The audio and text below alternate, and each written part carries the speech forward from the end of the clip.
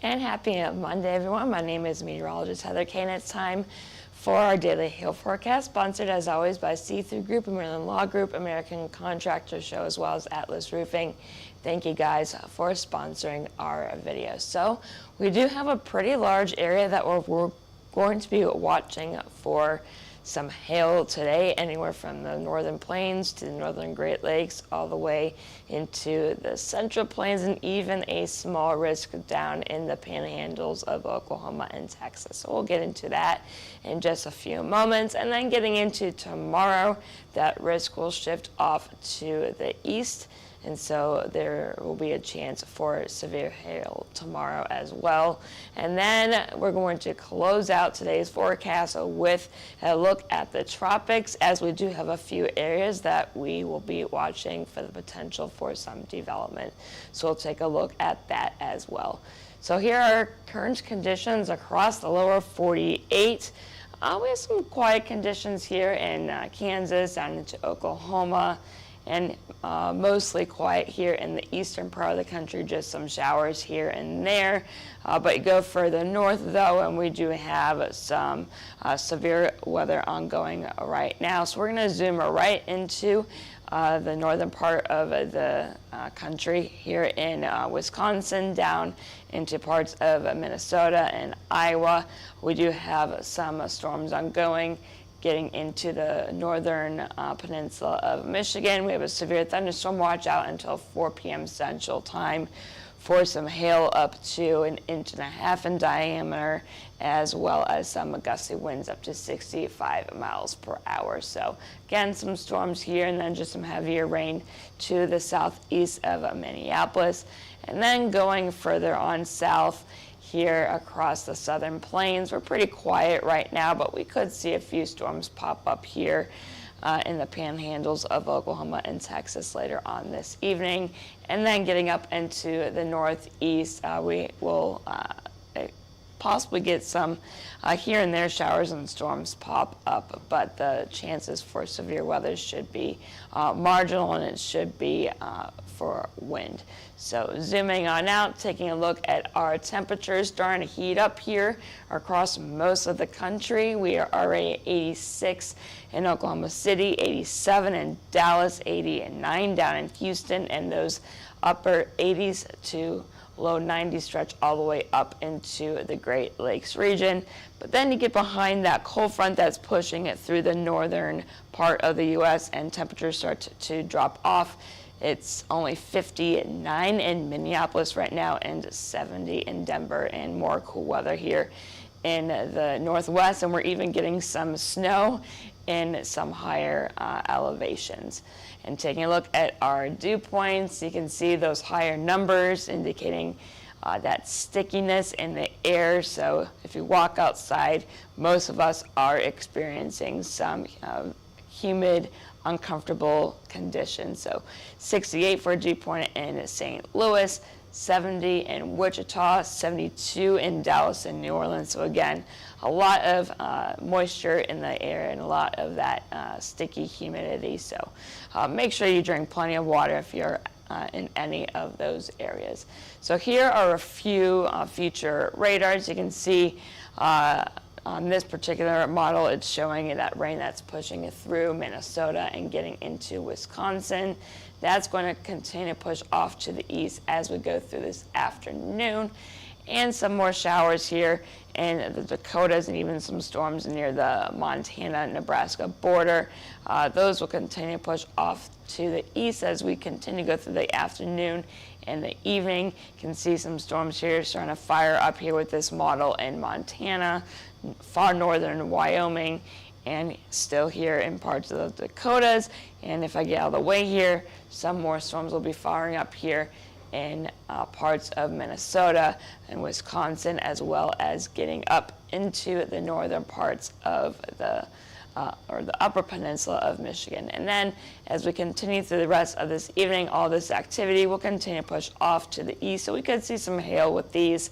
I'm not expecting at this time for very large hail, but you never know with Mother Nature. I took a look at the Cape numbers, and they're just, I think it's going to be mostly elevated. The surface values don't look very impressive at all. So we'll see what happens this afternoon and evening. And then as we get into the overnight hours, some more storms may fire up here in central South Dakota, and we'll push off to the east-northeast as we go into the overnight hours, and we'll push up into Canada as we begin our morning tomorrow.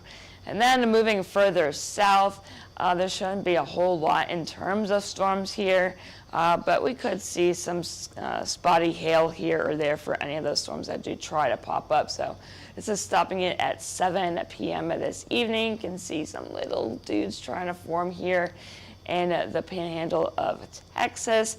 And then continuing through the evening, you can see once we lose that heating of the day, those storms will start to die off and will be relatively quiet. But we can't rule out, a shower or two as we get into tomorrow morning. But severe weather should, diminish once the sun starts to set. And then moving up into the northeast, we could see a few scattered showers and storms today. I'm not expecting really any hail out of these. We could see a little bit of, a wind gust here or there reaching severe limits, but stopping it at 6 p.m. Central, so 7 p.m. Eastern. We could see some storms trying to fire up here in parts of western New York, northwestern Pennsylvania, and here or there here in the Great Lakes region from Ohio to Michigan. And then again, once we start to lose that heating of the day, just a few showers will be left over here as we go into the overnight hours and begin our morning tomorrow. So here is our hail forecast for today. Again, it's a pretty large area, and I think it should be, spotty. We got to see what happens with the instability. Again, the surface instability doesn't look extremely impressive. There may be, more instability, above the surface, but there is that chance for hail from basically Wisconsin all the way here to Minnesota. So that does include the Minneapolis-St. Paul area, westward to the Dakotas, so Bismarck, Rapid City. We'll be watching this area for that hail. A better chance here in central Nebraska, North Platte. You could see hail, up to 2 inches in diameter, maybe 2.5, if those storms can stay by themselves.